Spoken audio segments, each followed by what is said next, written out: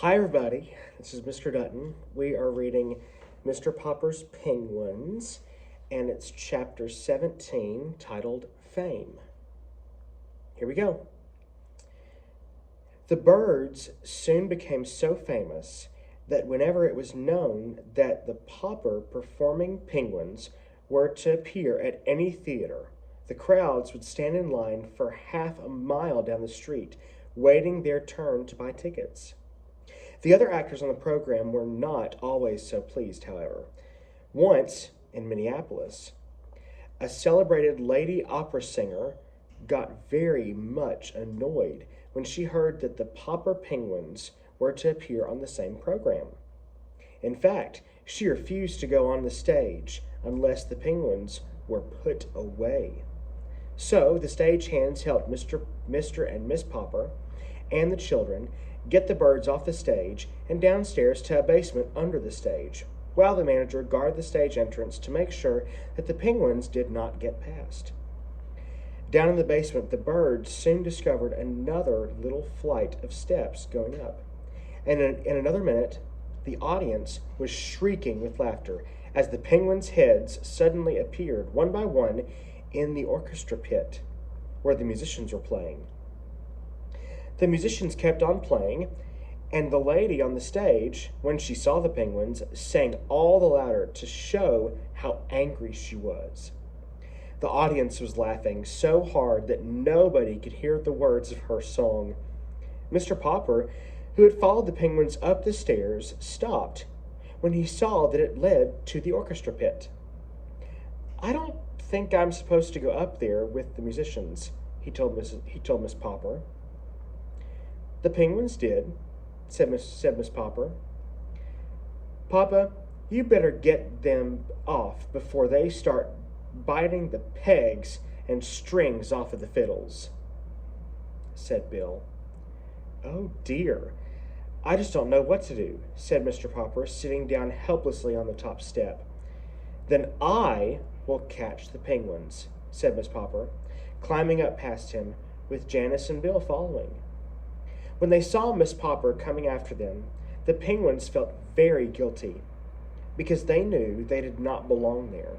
So they jumped on the stage, ran over the footlights, and hid under the singing lady's blue skirt.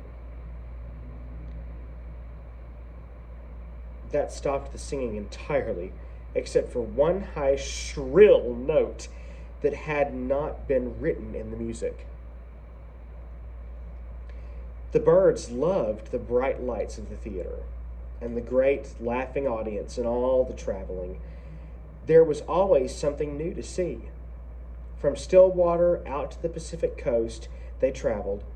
It was a long way now to the little house on 432 Proudfoot Avenue, where the Poppers had had to worry about whether their money would hold out until spring. And every week they got a check for $5,000. When they were not actually playing in some theater or traveling on the trains between cities, their life was spent in the larger hotels. Now and then, a startled hotel keeper would object to having the birds register there. "Why? We don't even allow lapdogs in this hotel," he would say. "Yes, but do you have any rule against penguins?" Mr. Popper would ask. Then the hotel keeper would have to admit that there was no rule about penguins at all. And of course, when he saw how neat the penguins were and how other guests came to the hotel in the hope of seeing them, he was very glad to have them. You might think that a large hotel would offer a great many opportunities for mischief to a lot of penguins, but they behaved very well on the whole, never doing anything worse than riding up and down too often in the elevators and occasionally biting the brass buttons off some bellboy's uniform. $5,000 a week may sound like a great deal of money, and yet the Poppers were far from rich. It was quite expensive to live in grand hotels and travel about town in taxicabs. Mr. Popper often thought that the penguins could just as well have walked back and forth between hotels and theaters. But every one of their walks looked so much like a parade that it always tied up the traffic. So Mr. Popper, who never liked to be a nuisance to anyone, always took taxis instead. It was expensive to have huge cakes of ice brought up to their hotel rooms to cool the penguins. The bills in the fine restaurants where the Poppers often took their meals were often dreadfully high. Fortunately, however, the penguins' food has stopped being an expense to them. On the road, they had to give up having tank cars of live fish shipped to them because it was so hard to get deliveries on time. So they went back to feeding the birds on canned shrimp. But this cost them absolutely nothing. For Mr. Popper had written a testimonial saying, Popper's performing penguins thrive on Owen's oceanic shrimp.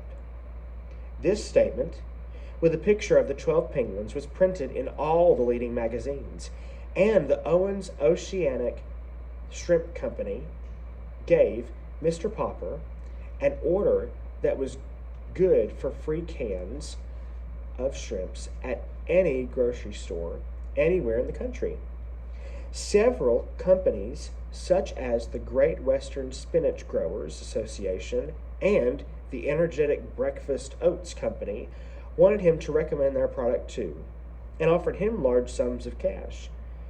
But the penguins simply refused to eat spinach or oats, and Mr. Popper was much too honest to say they would, even though he knew the money would come in handy. From the Pacific coast, they turned east again to cross the continent. They had time enough on this brief tour to touch only the large cities.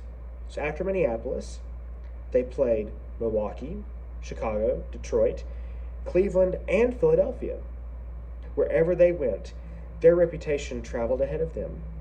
When, early in April, they reached Boston, huge crowds awaited them in the railway station. Up to now, it had not been too difficult to keep the penguins comfortable. But a warm spring wind was blowing across Boston Common, and at the hotel, Mr. Popper had to have the ice brought up to his rooms in 1,000-pound cakes.